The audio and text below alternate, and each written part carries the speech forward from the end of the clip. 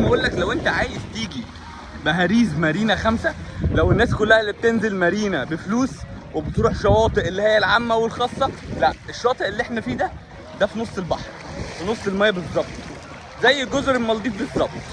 انت ورايا هنا اول لسان الوزراء، انت بتفضل ماشي على الصخور دي، بعد كده بتنزل بقى في البحر ده.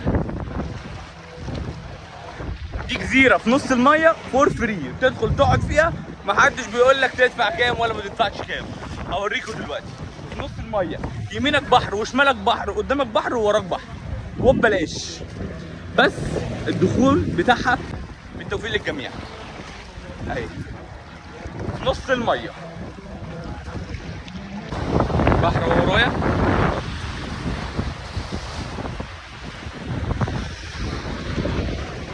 والجزيره اهي، والناحيه التانيه بحيره ببلاش.